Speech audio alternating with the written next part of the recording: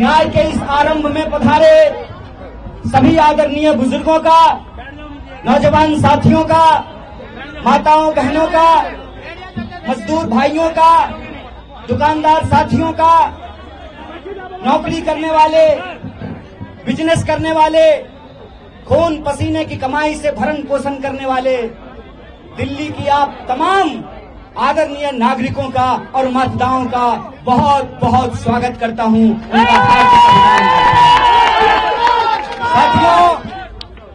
साथियों, सबसे पहले तो मैं आपको दिल की गहराइयों से आप सब जो इस न्याय के आरंभ में शामिल हुए हैं उनको धन्यवाद देते हुए एक आश्वासन देता हूं। जब हम कहते हैं कि ये न्याय का आरंभ है तो ये आरंभ तब तक अंजाम पर नहीं पहुंचेगा जब तक हम अन्याय को हरा नहीं देते हैं, अन्याय को पराजित नहीं कर देते हैं। इसीलिए आप सबसे मैं कहना चाहता हूं, ये तो बस शुरुआत है। एक नेता है देश में, कहते हैं कि टेलर दिखाएंगे, साहेब हम आपको असली सिनेमा दिखाएंगे, हम आपको असली सिनेमा दिखाएंगे, हम आपको असली सिनेमा दिखाएंगे, क्योंकि मेरा नाम कन्हैया है और भगवान श्री कृष्ण का जन्म जेल में हुआ था। आपने हमको जेल में डाला। आप इस देश के विपक्ष के मुंह पर ताला लगाना चाहते हैं, विपक्ष के नेताओं को जेल में डालना चाहते हैं। जब आपने हमको जेल में डाला था उसी तिहार में, तो वहां से निकल करके हमने इस देश की सत्ता को चुनौती दिया था। हमने कहा था कि जब तक जेल में चना रहेगा आना जाना लगा रहेगा। याद रखिएगा ये वो देश है कि हम सहते भी हैं और जब पानी सर से ऊपर उड़ जाए तो अपनी पूरी ताकत से उसके खिलाफ लड़ते भी हैं। ये याद रखिएगा कि जब जब इस देश में सत्ता अहंकारी होती है, जब जब इस देश में पाप बढ़ता है, जब जब इस देश में अत्याचार बढ़ता है, तब तब उस अत्याचार के खिलाफ न्याय का एक आरंभ होता है, न्याय की एक लड़ाई की शुरुआत होती है। और एक बात कन्हैया कुमार, आपका फोटो आ गया। और एक बात मैं आप सबसे कहना चाहता हूं कि धर्म का क्या मतलब होता है। धर्म का मतलब होता है निर्बल को शक्ति देना। धर्म का मतलब होता है सत्य के साथ खड़ा होना। कृष्ण जेल में पैदा हुए, चाहते तो सत्ता की तानाशाही के सामने झुक करके मामा कंस के दरबार में अपने लिए एक सीट पक्की कर लेते हैं। लेकिन भगवान प्रभु श्री कृष्ण ने कंस के दरबार में जाना स्वीकार नहीं किया, गोकुल वासियों का गाय चराना स्वीकार किया। इसीलिए आज जब मैं आपके बीच खड़ा हूं, ये इतिहास का एक शानदार संयोग है। इतिहास का शानदार संयोग ये है कि इस देश के प्रधानमंत्री जी ने एक आदरणीय महिला को, मैं हर महिला का दिल से सम्मान करता हूं, देश के प्रधानमंत्री जी ने इस देश की एक आदरणीय महिला के गले में मंगलसूत्र डाला। उस महिला का नाम यशोदा है और मेरा नाम कन्हैया है।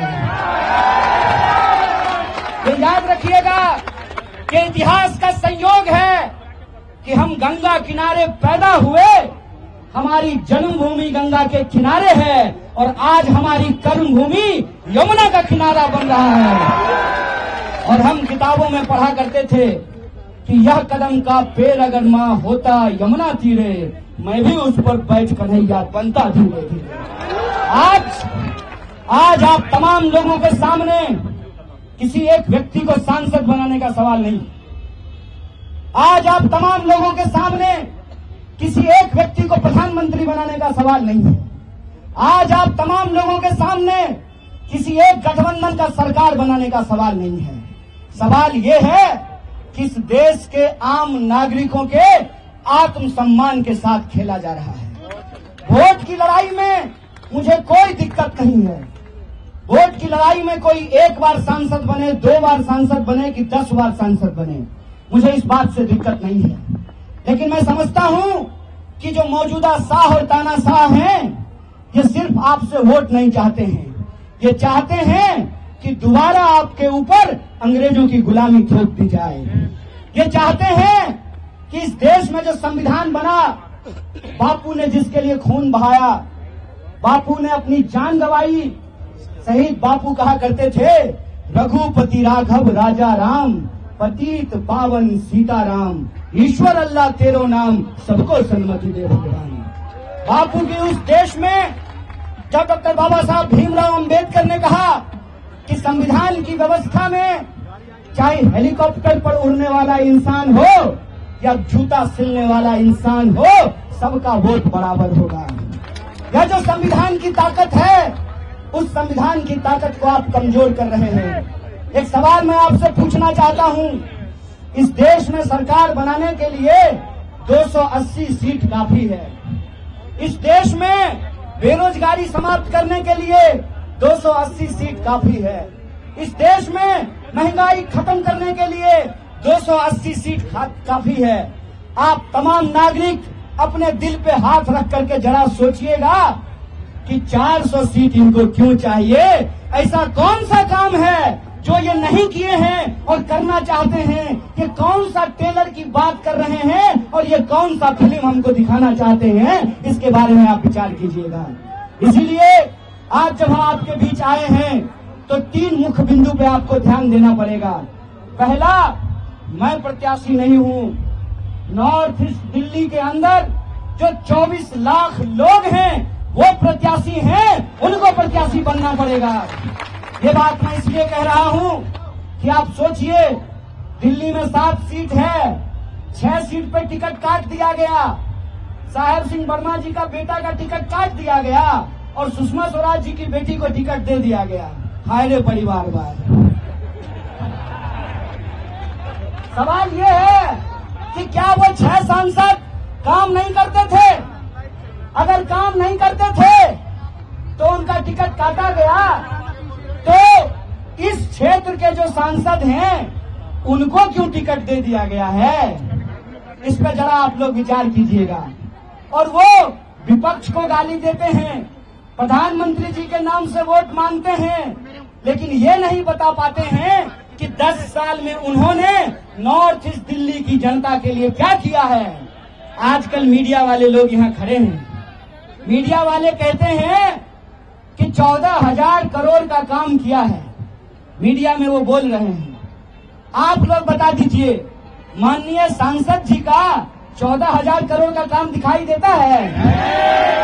इसका क्या मतलब है? इसका क्या मतलब है? या तो सरकार ने 14,000 करोड़ रुपया दिया नहीं, या 14,000 करोड़ अगर रुपया दिया तो उसका हुआ क्या? उसका हुआ क्या? तो जब वोट मांगने आएंगे तो माननीय सांसद से पूछिएगा, सांसद जी बताइए 14,000 करोड़ में कितना जीरो होता है? क्योंकि 10 साल में तो आपने सिर्फ जीरो ही दिया है। और दूसरी बात, ये आपके आत्मसम्मान की लड़ाई है। 6 सीट पे कैंडिडेट बदल दिया, आपका कैंडिडेट क्यों नहीं बदला? क्यों? क्योंकि उनको लगता है कि चुनाव के वक्त माननीय सांसद महोदय आएंगे, थोड़ा मनोरंजन करेंगे और वोट लेकर के चले जाएंगे। ऐसा होगा क्या? ऐसा आप होना देना चाहते हैं? इसीलिए मैंने कहा कि मैं कैंडिडेट नहीं हूं। आपको अपने हक और अधिकार के लिए नॉर्थ ईस्ट दिल्ली में रहने वाले जो आम लोग हैं, अपने आत्मसम्मान के लिए इस बार प्रत्याशी बनना पड़ेगा। आपको चुनाव लड़ना पड़ेगा। बोलिए, चुनाव लड़ेंगे? आप सब प्रत्याशी हैं ना? आप सब एमपी हैं ना? तो अभी एक मीडिया वाले पूछ रहे थे कि कुछ नेता नाराज हैं। नेता नाराज हो जाए तो हो जाए मैडम, जनता नहीं नाराज होना चाहिए।